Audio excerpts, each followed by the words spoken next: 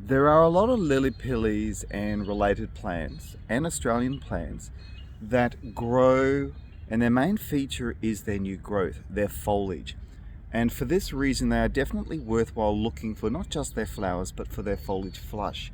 Now, this particular one is the Satinash, Acmena hemilampra, and it is basically a small tree, large shrub, which can be pruned into a shrub situation. So you're looking at about 3 meters to maybe 5 meters.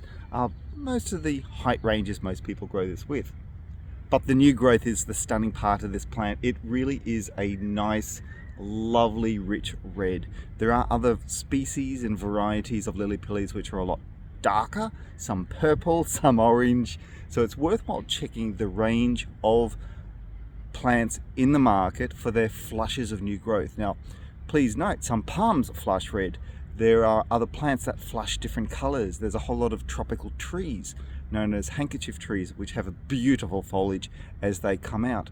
So look for plants that are going to be interesting for their foliage, for their flower color, for their foliage color, for their trunk, for their shape. All these things are worthwhile looking for when it comes to you selecting a plant. Now, I love this plant because it has a beautiful shape to it when fully mature. I like it when it flowers. It's a great pollinator plant. I love it because of the foliage new growth is absolutely stunning, covering the plant. And to get the best out of this plant, yes, please prune it occasionally so you can stimulate this new growth. Now, right here in the middle of winter in June, it is still flushing, and that gives you an extra color dimension in your yard. So you don't have to just rely upon flowers. You don't have to just rely upon the tropical foliage, eclectic colors of ixoras and things like that, and crotons that have those particular foliage colors. These things are a little bit seasonal in that when the flush occurs, this is when this color occurs.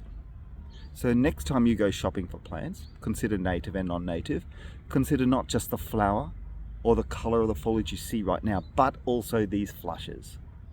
That's your garden tip for today. Hope you enjoyed it. If you did, give it a thumbs up and subscribe to the Paul Plant Horticulture, which I aim to do daily podcast videos. Thank you.